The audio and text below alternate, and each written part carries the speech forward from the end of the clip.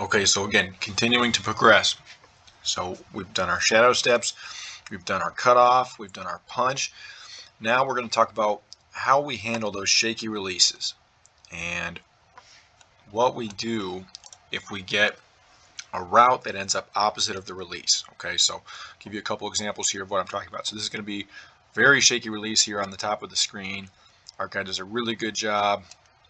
Again, shadow steps, staying square as the receiver stays square. Again, this is what I mean when I'm talking about stride length. Where is he trying to go right now? His feet are balanced, everything's straight ahead. We've got to just stay square and wait for him to take his own time on this one. But really good job mirroring him here by our guy. Shadow steps, cut off. And now, once the guy declares, okay, he's long striding, now we can do the same. We can long stride, get a good punch, and get ourselves in phase. Okay, but I'll keep going here. So as we talk about the cutoff and then the counter, okay, that's what this section is about, the cutoff and then your counter. So what we're going to see here is outside release, shaky outside release. He's trying to get us to overcommit and then beat us back inside, just like some of those one-on-one reps that we looked at early where we saw, okay, outside release, I'm going right now, but then we overdid it, okay, because we weren't attentive enough to what we were actually getting in the stride length. So really good job here by our guy. Again, shadow steps, cut off, okay, but as we look at him, look how short those strides are. Okay, and this is why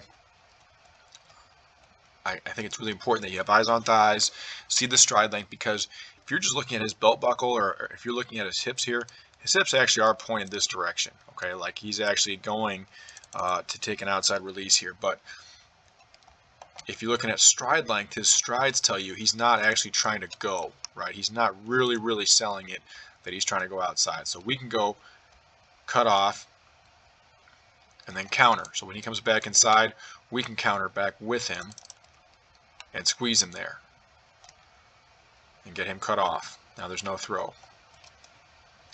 Got a lot of good examples of this because it's a really important skill. Shadow cut off.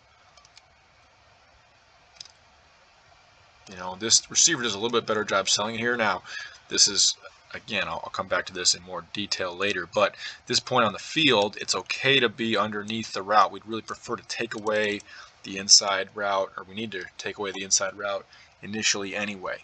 But good job here in the footwork. So shadow, so it's going to be like 1, 2, 3, shadow cut off, and then squeeze him back inside when the receiver comes back inside. So squeeze him now.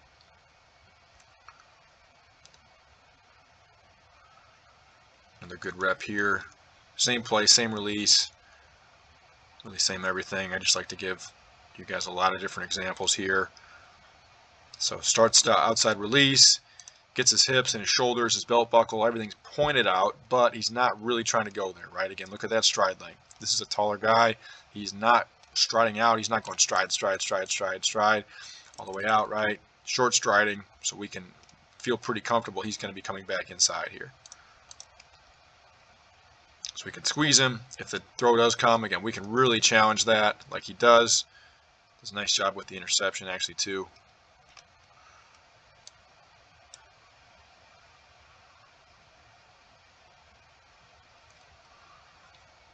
Again, good place to really squeeze those inside releases, not give up the inside. Shadow cut off and counter.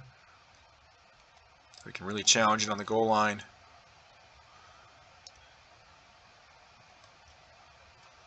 And this is where that basketball cutoff comes back in. Okay, so shadow, cutoff, and then counter, counter, and then finish. Shadow, cutoff, and counter, counter, and finish. This is where that comes in. Love this view of this play. Again, great job. So just like we talked about when we get that cutoff. So 2 small shuffles, right? So if we're looking here step by step, so it'll be first step here with the outside foot, second step, okay, if we're starting to get this, we would go shuffle, shuffle, or probably more like shuffle. Shuffle is how you would draw it instead of going one big cutoff step, because you get cut in that or caught in that step now. Your foot's in the air or you're overextended and you can't squeeze him back when he counters back inside. So again, really good look here. Shadow cutoff and counter back in. He cuts him off so well that the receiver almost gives a thought to coming back outside again. And again, now the play's just dead. The quarterback is sacked at this point. But a great view at it from this angle to see what we want the lower body to look like.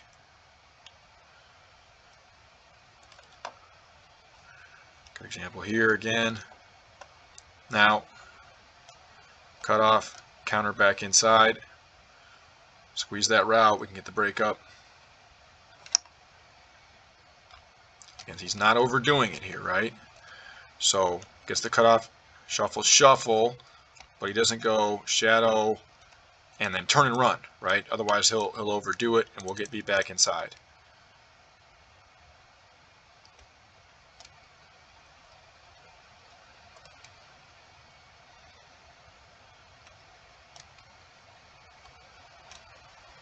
Nice punch here.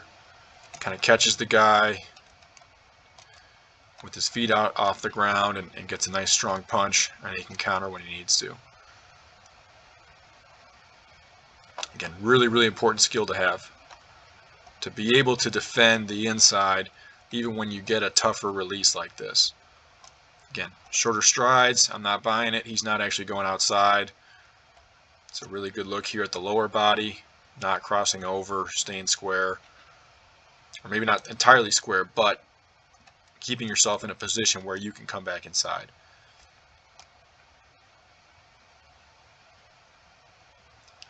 Great job. Again, lots of good examples, but this is good to see because this is an important skill for us to have.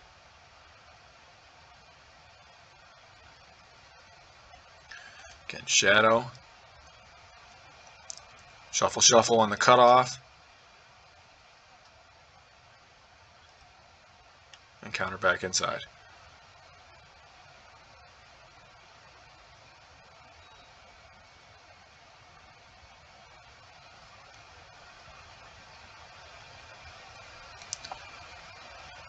Really good work here, left side of the screen, again, same thing.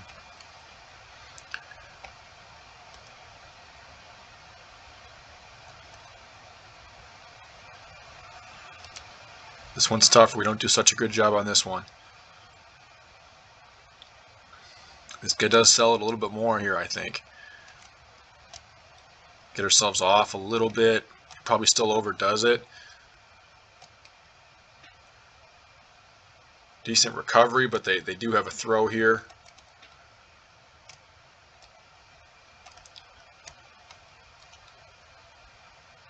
I think our guy just, he gets over the top a little too soon, more so than he needs to, and again, we're giving up the inside, which is not what we want to do here.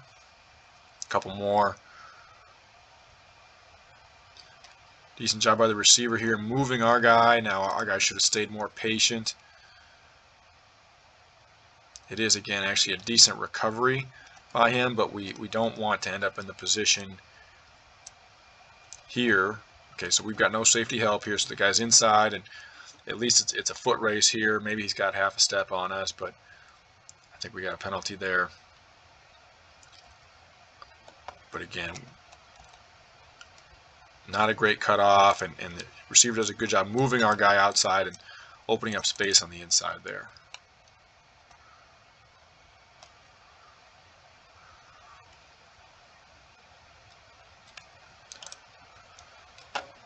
Another one here, the corner overdoes it. Certainly no reason to jump outside that far, right? He only gave one quick step outside, so he totally overdoes this, misses on his punch. Does actually a pretty savvy thing here. Once you're sure it's going inside, it's not the worst thing in the world to go undercut the dig there. You got to be careful doing that on some routes, but dig is probably okay.